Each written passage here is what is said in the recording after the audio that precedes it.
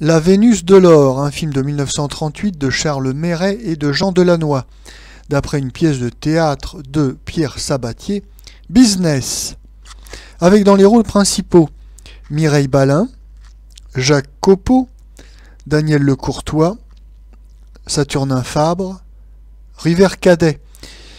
Le sujet, une aventurière, c'est-à-dire Mireille Balin, et un financier véreux, Jacques Copeau, s'associent pour fonder une banque qui monte des affaires louches.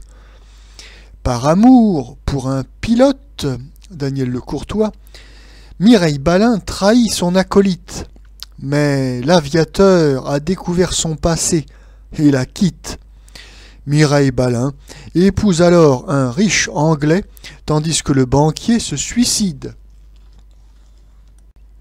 La Vénus de l'or est un film qui joue sur plusieurs tableaux afin d'augmenter les chances de succès.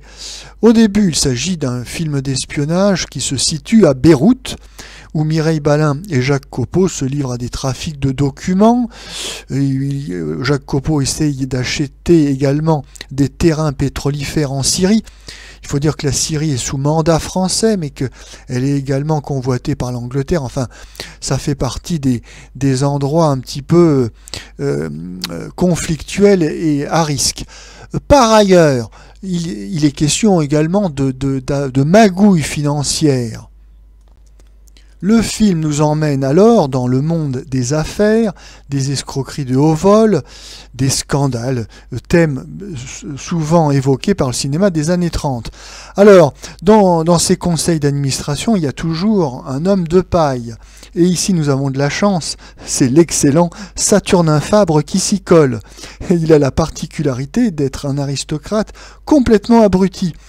Et il est donc 20 fois, 30 fois mis en examen dans différentes affaires louches, mais il est toujours blanchi et relaxé, car, comme il le dit lui-même, ma bonne foi est toujours reconnue à la fin de l'instruction.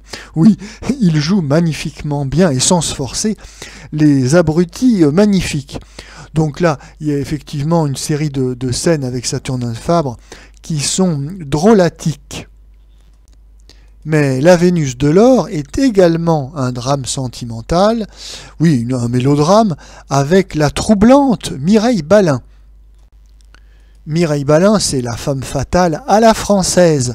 Et donc, encore une fois, ici, elle va interpréter son rôle habituel de femme légère, qui couche un petit peu à droite, à gauche, qui est un petit peu malhonnête, mais, qui au fond d'elle a une âme pure.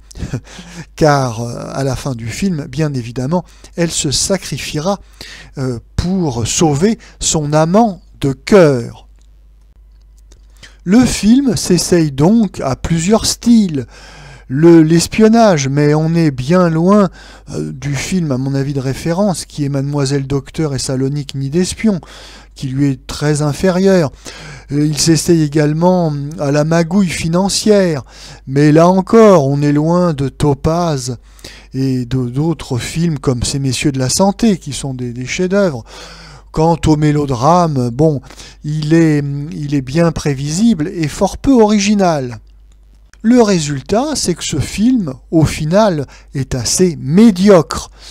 La surprise, c'est la présence de Jacques Copeau, qui est un grand intellectuel du théâtre, qui était le directeur du Vieux Colombier, un réformateur du théâtre, etc. Donc un esprit d'avant-garde, et à part l'appel du billet de 1000, on voit pas trop ce qu'il est venu faire dans ce film archi-commercial et archi-conventionnel.